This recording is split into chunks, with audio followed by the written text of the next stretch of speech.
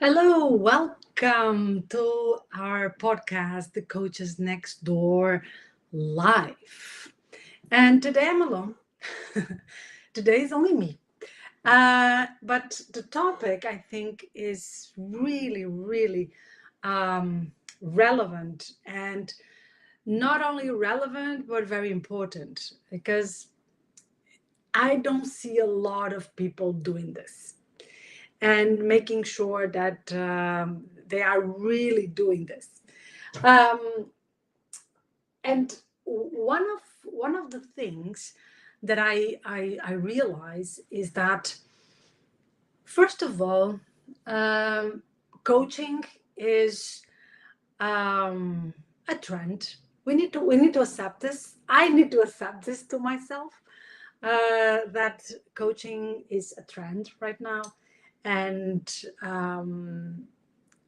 that brings, of course, a lot of disturbance and a lot of yeah, sometimes discussions. It's what it is and what it isn't. It isn't. Sorry, but I think one of the most relevant things, and of course, this takes us to a huge conversation, and I'm not intending to have this huge conversation right here, right now, but I'm really wanting to bring, or at least to start this conversation.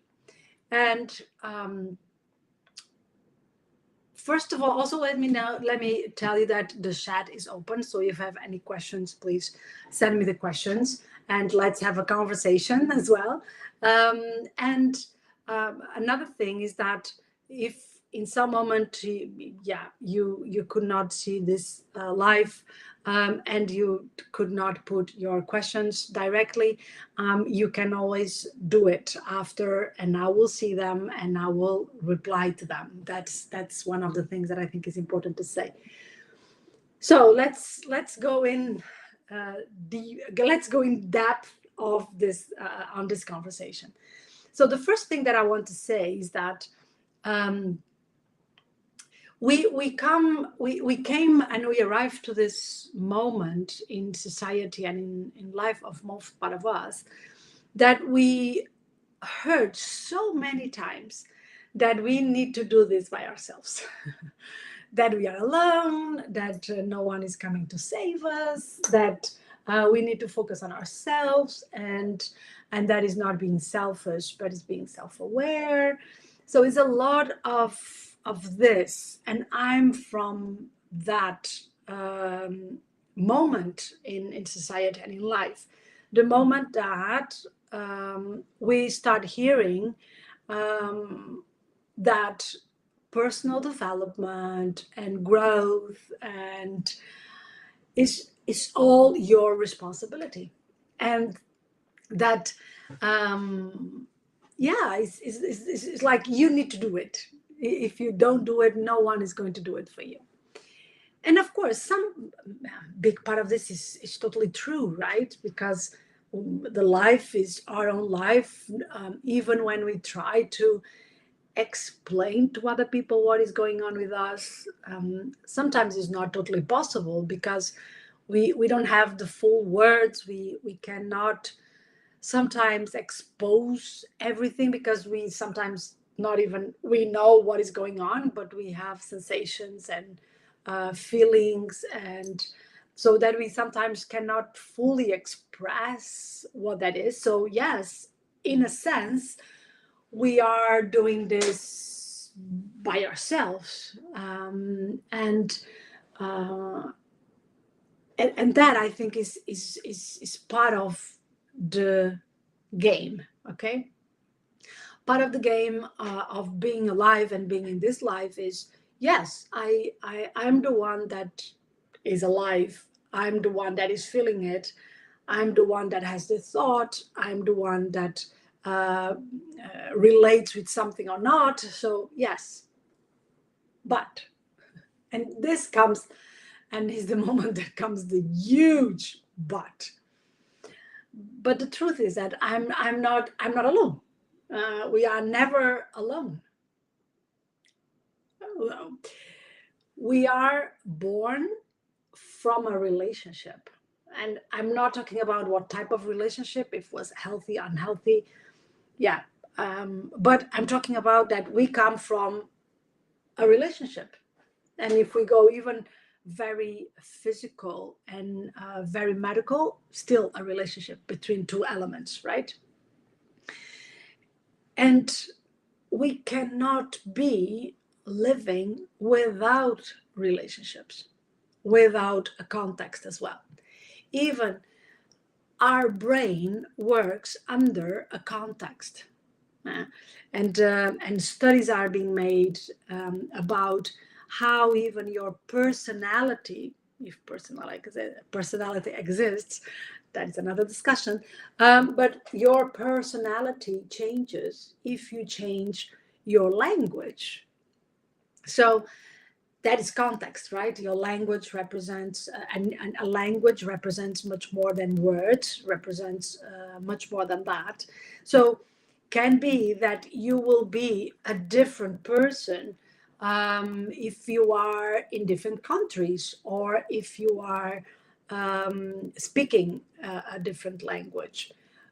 So this is studies. This is, you know, well, and like exposed everywhere.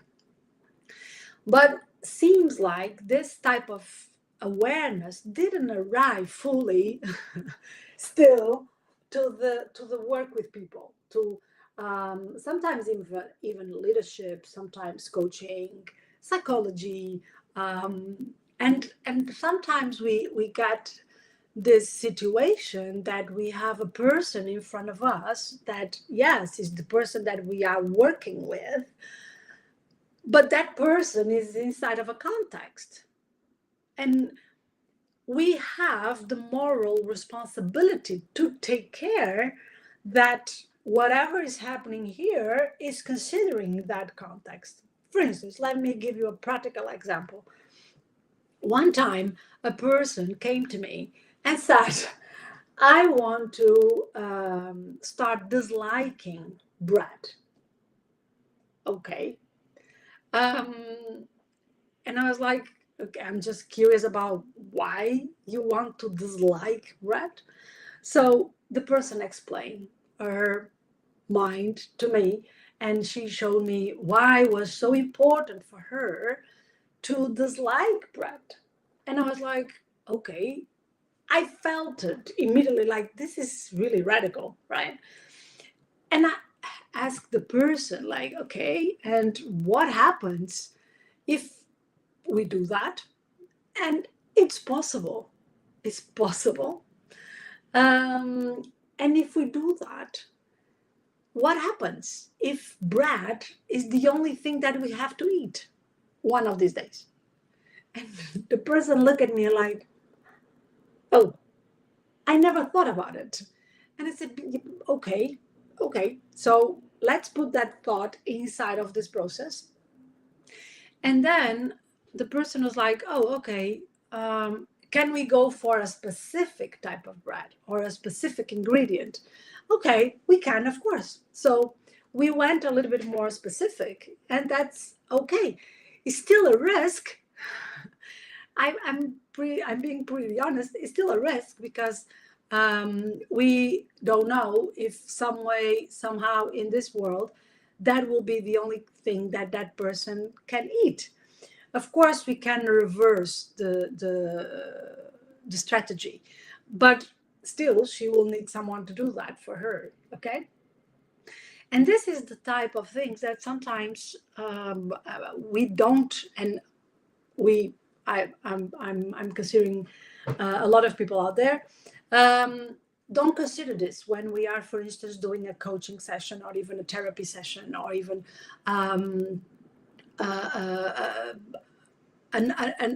anything that is connecting you with one person that wants, for instance, change. Okay, so when we are bringing tools to promote change, is very important to ask the question, is this change ecological to you and your environment? And sometimes I ask this question, and the person even goes like, what do you mean? What do you mean by that? And I was like, yeah, if this change is, first of all, ecological and sustainable for yourself, and if this change is ecological, is bringing the best for your environment. And this is a question that I believe that needs always to be asked. Why? Because when the person is with you as a coach or a therapist or even a massage, we are creating the ideal environment, right? Even when people are going to a retreat or a course, we are creating the right environment. We are giving to that person the ideal context for change. Hopefully, hopefully everyone is doing this. But the truth is that change will not be for that context, right? So the change that, or the transformation that the person is going to bring to herself is not going to be in that context forever. So the person will go back. The person will go back to their house, to their partners, to their kids, to their job, to that city, to that country. And then what? And then what? And this is something that I think is not in a lot of protocols from people. It's not in a lot of protocols when we say, okay, now that you are in your context, now that you are in your environment, your natural environment, what do you want to do? How can we make sure that this change or transformation is, first of all, the one that is serving everyone and is also sustainable for yourself inside of your natural context? If not, what do we need to, or what do you want to do? Do you want to change that context? And how do you want to do that? And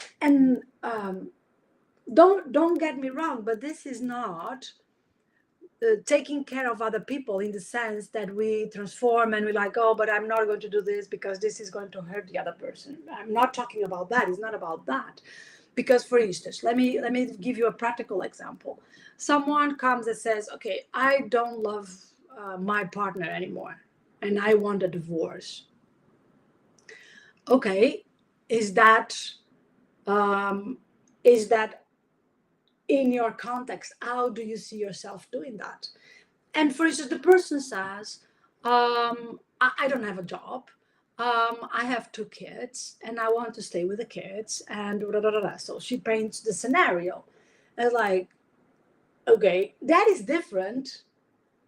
And we need to reach a different point. If the person says, oh, no, I have my job. I even have a house for myself. I have 2 kids and I want to keep the kids. And that's how I want to do it. They are totally different contexts. So even if the end result could be the same, like getting a divorce, the change that is necessary for these 2 persons is very different. Because we need to make sure that the transformation and the change is ecological, that we don't promote or we don't support a change that the person then stays without anything and, in trouble. So that is the type of thing that we need to pay attention to when we are working with people. is that it's not possible to take the person out of the context, do the transformation, and hoping that the person goes to the context again and everything will be okay. If you don't take care of that context, if you don't take care that is ecological, you can be creating more problems than solutions. That's, for instance, one of the things that I do. I do coaching, couples coaching. And I always say, I don't do one and the other. Even if some type of work needs to be done with one, sometimes happens, like cleaning emotional blockage or whatever, the other person is present. The other person, the other partner is present. It's not like, oh, you know what, now you take care of yourself and I'm out. No, no, no, no, no. You are there because these are emotions that belong also to the dynamic of the couple.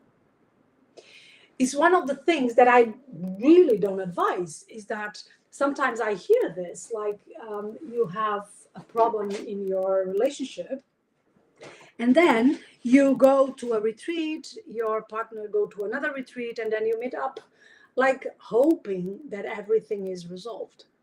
No. No, most part of the times will not, because you are back in a dynamic that is still an old dynamic, because maybe you build up a new internal dynamic for yourself, but when you are together with your partner, the old dynamic will appear sooner or later. Yeah. So if that's why couples therapy and couples coaching is really a thing. It's not just because, oh, you know what, let's do this together. No, it's just because it's the way to guarantee that, first of all, is everything that is happening is considering the real context. And second is to make sure that whatever is happening is ecological for both. It's not me taking a decision, then I'm going to present that decision to my partner. So the question that I believe needs to be present is really the question of, is this change, transformation ecological for yourself and your environment? Because I already saw many dramatic things happening, very dramatic things. From the top of my head is coming a woman that I met after she went to some therapy, and she went to this therapy, and she said that she needed, she was a mom of two very small kids, and she said, okay, I need to find myself again. Okay.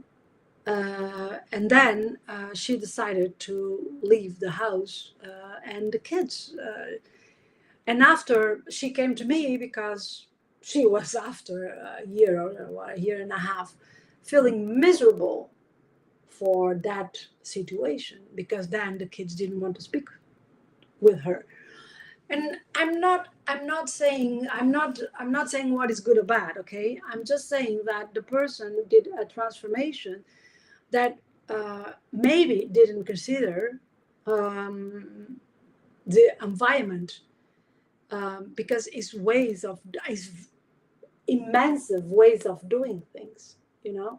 And even if she wanted that time, for instance, just that case is closed. But if imagine she wanted that time and she wanted to find herself, it's pretty much okay. I totally, find it a very reasonable and good thing to do. But how you do that, yeah, then we can have very and different options, right? And that is a thing that the person needs to be the one choosing. From all the options that we open, for instance, in coaching, she's the one that needs to choose. We are the ones that make sure that she realizes the impact that that decision is going to bring to the context, and what are the consequences, the possible consequences of that. We cannot just support a person in the transformation and change and saying, okay, now your business, your life, yeah, doesn't, I'm sorry, but doesn't work like that. Because then is really an irresponsible type of work, right? It's the same thing that, imagine I don't know, I broke my ankle some a year or two ago. Don't remember anymore. And yeah, it's the same thing. Imagine that the doctor says to me, okay, you know what? I already put this, so yeah, good luck, or take care. I like, what? So I need someone to see me maybe in a week or 2 weeks or 1 month, or when I take this out, what we are going to do. I'm going to check out if it's healed or not, right? So that's the type of thing that we also need to be doing. We cannot just be there, support the transformation of the change and saying, okay, job done. It's not an ecological work, and most part of the times it's also not a sustainable type of work. And there's several ways of doing this, of course, and you can choose your way of doing this. But I believe that the awareness, then when we are, let's say, touching someone, we are not touching only that person. That person can have a partner, kids, a job, a boss, a leader, whatever. And when we are changing, we are changing also the relationship with those people, and we are, of course, also transforming them with that. And we need to make sure that all these dynamics are ecological, that they are serving the higher purpose. Because just as a very simple example, imagine that someone comes, and probably you hear this a lot, like, I just want to be happy. Okay, but are you going to be happy? Are you going to do this and this and this? And I don't know, this person stops talking to you because you did this and this and this. Are you going to be happy with that? Are you able to be happy even if that happens? This is the type of thing that I'm talking about, right? Because I can decide, okay, I want to be happy. And for me to be happy, I cannot talk with Maria for a while. Okay, so I don't talk with Maria for a while, and she has the possibility also of saying, okay, I'm not talking to you ever again. And my question is, okay, I will be happy if Maria decides for herself, after I don't speak with her for a while, that she will never speak to me again. And this is the dynamic. We cannot just pick up the person, put her in a place and forget. That is dynamics going on. It's not okay. It's not healthy. It's not a professional type of work, right? And unfortunately, I see this a lot. Today, I even heard someone saying that the person went to do. She was like totally absorbed by the courses of parenting and non-violence parenting and conscious parenting and all the parenting stuff, and then she realized that she was herself super exhausted and not honest at all, and not and she realized that even the kids started to, reply as her, and they were able to check and to repeat what she will be saying after, because the speech was so trained that the kids knew exactly the script. And she realized that when she was having an argument with one of her kids, and the kid was just doing the argument by himself because he knew what she will be saying after. And then was the time that she's like, whoa, I'm not being real. I'm not being real, I'm just the script that someone gave to me, and my kids are not having a mom, are just getting, a marionette that is here trying to operate whatever someone told her that was right. And that is what I mean with, for instance, not being ecological. Like, you are giving tools to people, and they go to the environment, they apply the tools blindly, and then what? Then what? You know? And a lot of these processes in personal development are full of this, non-awareness of the environment and the context. And sometimes they operate from a place that is not ecological, because doesn't take care that the transformation is also supporting the wellness and the well-being of the context. And I think myself, in the beginning of my practice, 25 years ago, I think I hide a little bit myself on that as well, by saying, oh, the only person that I can change is this person that is in front of me.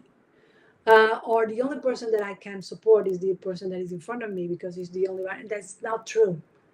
And I realized it after that it's not true, because people after will come and saying, hey, I'm not able to do this, or I did this, but I was not aware that this was the possible consequences. And so I think if I go back, I hide myself sometimes on that speech as well, many years ago. And now I feel like, oh my God, it's not true. It's not true. And when we are working with someone, we are implicitly working with their context. And yes, for us to be willing and doing a more sustainable and ecological work, I think we need to approach this in a different way. And I think that this is also, that some people really hate coaching and this type of things, therapy. And I think it's because of that. I think they know and they feel like, yeah, my wife or my partner or my manager is going there, and they don't feel safe because they don't know what is coming back. And they don't know what is coming back from there, and I think that is one of the awareness points that maybe some work that is around is not being ecological. I remember my husband some years ago, many years ago, I think, I don't know, maybe 14 years ago, he went to do a Vipassana retreat, a silence retreat. And I had it myself before, and he went himself. And I remember myself, I was like, wow, what will happen? What you will realize there. And what that will mean for us, for me, for the kids, imagine that he come. And I remember it was 10 days and we could not have any type of contact. And I was like, oh my God, what will be after? And then I remember that he called me, and the voice was even not coming strongly. And he just called me and say, hey, I love you. And that moment that he called me and he just said that, and I say, hey, I call you in 10 minutes. Let me get some food. But he called me immediately when they said, okay, you can call, you can talk to someone. And he said that to me, and I felt like, okay. Okay. And I can imagine if I felt that, I think everyone can feel it, right? I think everyone can have this, okay, what that means. Okay, you're going for a coaching session, what that means.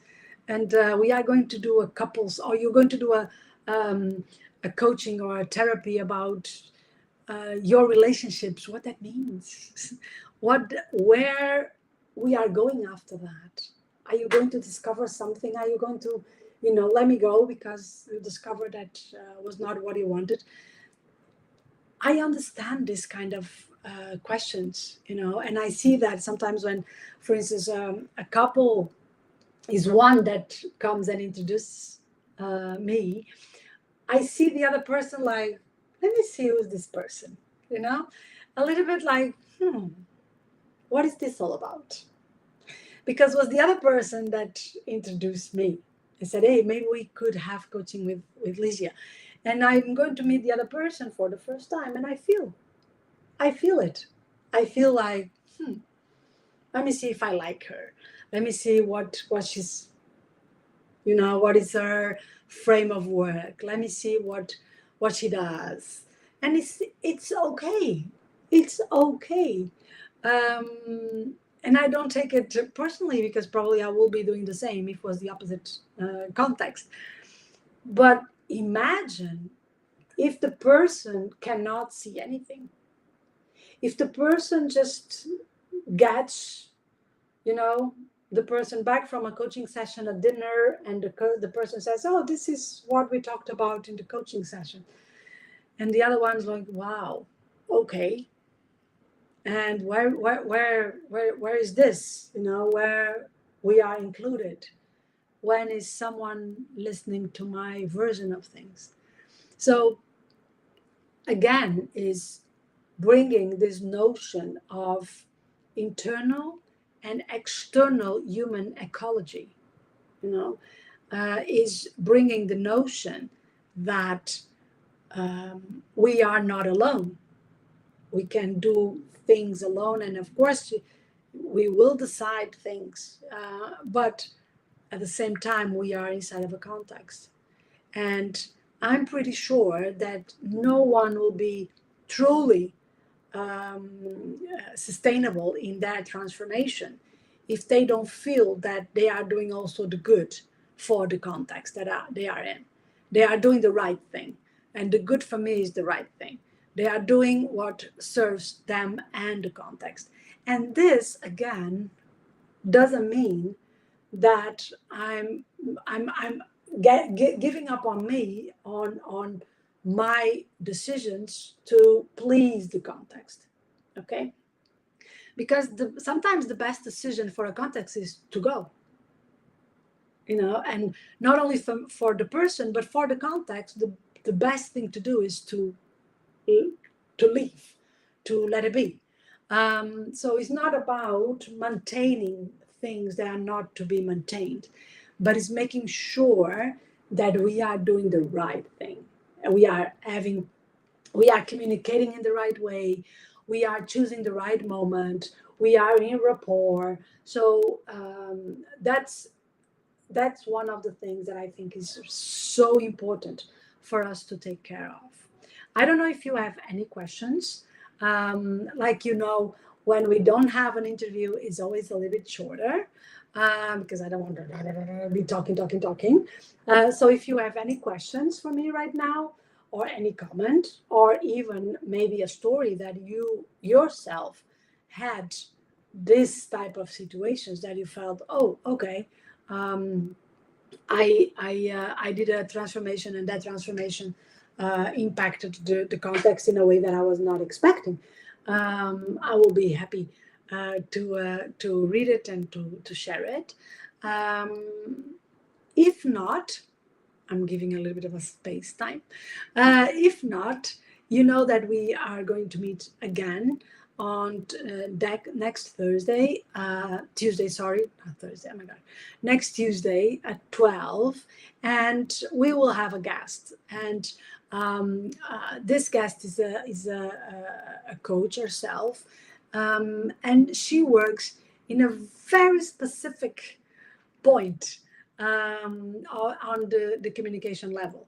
So be aware that you will learn super nice things, not only for yourself, but maybe things that you can also bring to your clients and bring that awareness to them, the impact of that. Yeah.